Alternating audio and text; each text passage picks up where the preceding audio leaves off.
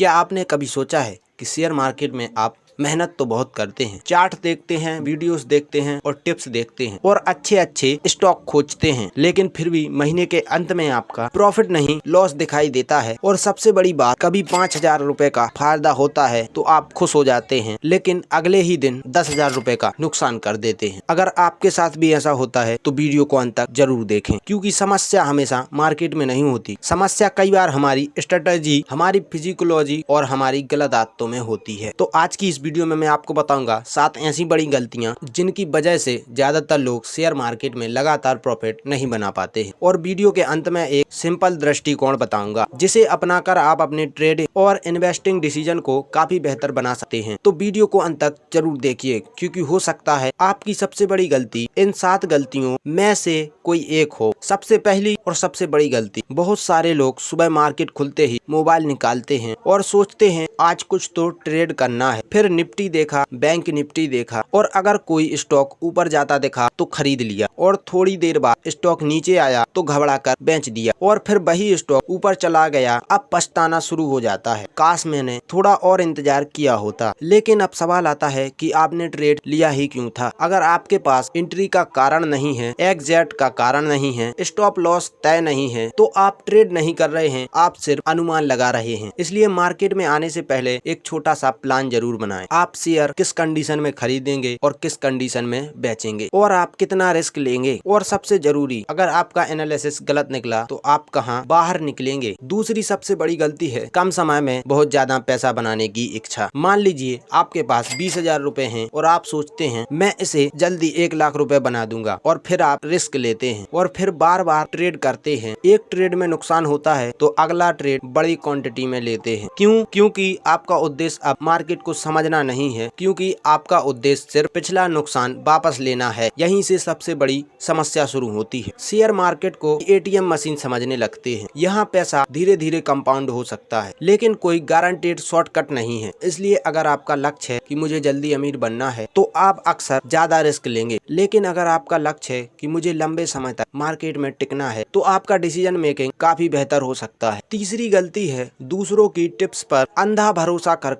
पैसा लगाना। किसी टेलीग्राम ग्रुप में मैसेज आया कि कल ये स्टॉक भागने वाला है, और किसी यूट्यूब वीडियो में कहा गया यह स्टॉक मल्टी बिगनर बन सकता है। किसी दोस्त ने कहा भाई ये कंपनी खरीद ले, पक्का ऊपर जाएगी, और आपने बिना रिसर्च किए इनको खरीद लिया। अब सोचिए, अगर आपकी कंपनी अच्छी है तो आपको पता होना चाहिए कि कंपनी क्या करती है, और उसकी सेल्स और प्रॉफिट कैसी है, और उस पर ऋण कितना है, और उस कंपनी की वैल्यूएशन कितनी है, और बिजनेस में ग्रोथ है या नहीं, और सबसे जरूरी आप यह स्टॉक क्यों खरीद रहे हैं। किसी की बात सुनकर खरीदना गलत नहीं है, लेकिन बिना खुद समझे पैसा लगाना खतरनाक हो सकता है। इसलिए एक गोल्डन रूल्स याद रखिए, टिप्स को सिर्फ आइडिया समझिए, फाइनल डिसीजन नहीं। अब आती है चौथी गलती, और यह गलती बहुत खतरनाक है। मान लीजिए आपने कोई स्टॉक 500 रुपए पर खरीदा, कुछ समय बाद वह 450 रुपए का हो गया, और फिर आपने सोचा कोई बात नहीं वापस आ जाएगा, फिर वह 400 हो गया। आपने कहा अब तो बेचने का सवाल ही नहीं है, फिर वह 350 रुपए हो गया, और अब आप बोलते हैं कि मैं तो लॉन्ग टर्म इन्वेस्टर हूँ। लेकिन सच्चाई क्या है? आप इन्वेस्टर इसलिए नहीं बने क्योंकि आपने रिसर्च नहीं की थी, और आप इन्वेस्टर इसलिए बने क्योंकि आप अपना लॉस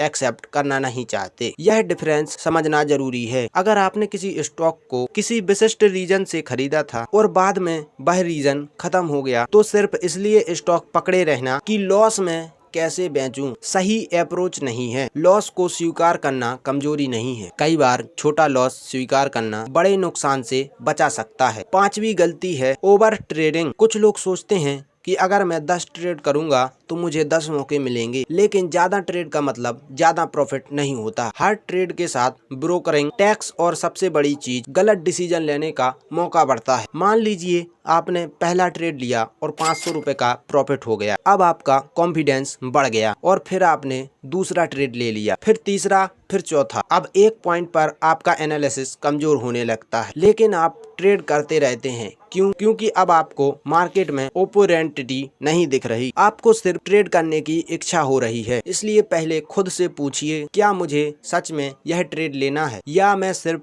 ब्रूडूम की वजह से ट्रेड कर रहा हूँ। अगर कोई क्लियर स्टेप नहीं है तो नो ट्रेड भी एक डिसीजन है। अब बात करते हैं सबसे बड़ी चीज की, फिजियोलॉजी की, क्योंकि मार्केट में कई बार आपका एनालिसिस सही होता है लेकिन आपकी फिजियोलॉजी आपको गलत डिसीजन लेने पर मजबूर कर देती है। जब स्टॉक ऊपर जाता है FOMO शुरू, अरे ये तो भाग गया अभी खरीद लेता हूँ, और जब स्टॉक गिरता है फिर शुरू, बेच दूं और गिर गया तो, और लॉस होने पर रिवेंज ट्रेडिंग करने लगते हैं और फिर सोचते हैं कि अब तो ये पैसा मैं वापस निकाल के रहूंगा, और यही एक छोटा नुकसान बड़ा नुकसान बन सकता है। इसलिए सक्सेसफुल ट्रेडर बनने के लिए सिर्फ चैट पढ़ना काफी नहीं है, आपको खुद को भी पढ़ना पड़ेगा। और आप कब डरते हैं और लालच कब करते हैं, कब जल्दी डिसीजन लेते हैं और कब बिना सेटअप के ट्रेड करते हैं, इन सब हरकतों को पहचानना बहुत जरूरी है। और अब सबसे महत्वपूर्ण गलती, रिस्क मैनेजमेंट को इग्नोर करना। बहुत से लोग यह सोचते हैं कि यह स्टॉक जरूर ऊपर जाएगा, लेकिन कोई भी व्यक्ति 100% गारंटी के साथ मार्केट का अलग मूव नहीं बता सकता। इसलिए असली सवाल यह नहीं है कि मैं कितना पैसा कमा सकता हूँ, असली सवाल यह है कि अगर मेरा एनालिसिस गलत हुआ तो मैं कितना पैसा खोऊंगा। यही सोच आपको बाकी लोगों से अलग कर सकती है। मान लीजिए आपके पास 1 लाख रुपए की कैपिटल है, आपको हर ट्रेड में पूरी कैपिटल रिस्क पर लगाने की जरूरत नहीं है। पहले से तय कीजिए कि एक गलत ट्रेड आपके प्रॉफिट को कितना नुकसान पहुंचा सकता है। पहले रिस्क तय करें, फिर रिवॉर्ड के बारे में सोचें। याद रखिए, मार्केट में बने रहने के लिए सबसे जरूरी है कैपिटल बचाना, क्योंकि अगर कैपिटल ही खत्म हो गई तो अगला अपॉर्चुनिटी लेने के लिए आपके पास पैसा नहीं बचेगा। अब सवाल आता है कि प्रॉफिट कैसे बनाएं। अब तक हमने बात की कि नुकसान क्यों होता है। अब सबसे जरूरी सवाल कि हमें क्या करना चाहिए। मैं आपको एक सिंपल फार्म वर्क देता हूँ। सबसे पहले रूल नंबर 1, एक स्ट्रेटेजी चुनिए। हर दिन नई स्ट्रेटेजी मत बदलिए, एक सिंपल स्ट्रेटेजी चुनिए और उसे समझिए। रूल नंबर 2, हर ट्रेड को लिखिए कि आपने उसमें एंट्री क्यों की और एग्जिट क्यों किया, प्रॉफिट और लॉस कितना हुआ और गलती क्या क्या हुई। कुछ समय बाद आपको खुद दिखाई देने लगेगा कि आपकी सबसे बड़ी गलती क्या है। रूल नंबर 3, रिस्क पहले तय करें। ट्रेड लेने से पहले सोचिए, अगर मेरा एनालिसिस गलत हुआ तो मैं कहां एग्जिट करूंगा। रूल नंबर 4,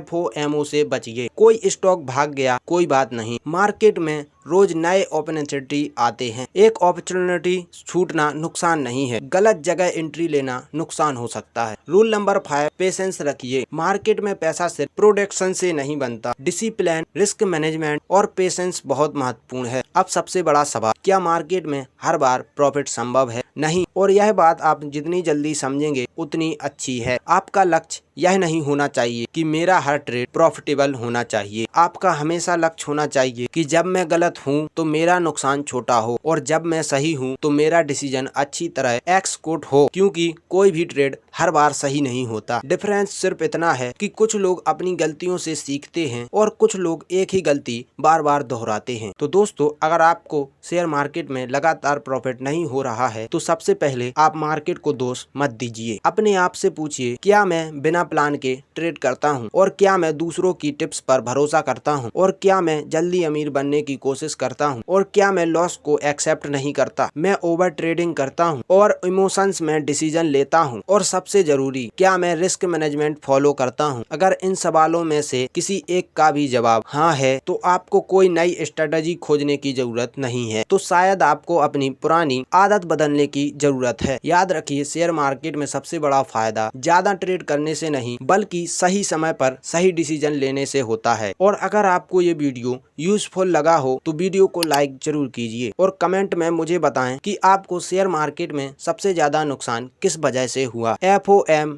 या ओवर ट्रेडिंग या टिप्स या फिर बिना स्टॉप लॉस के। और अगर आपको ऐसी इन्फॉर्मेशन जानना है तो चैनल को सब्सक्राइब करके बेल आइकन ऑल सेट जरूर कीजिए। ऐसी वीडियो हमारे चैनल पर आती रहेंगी।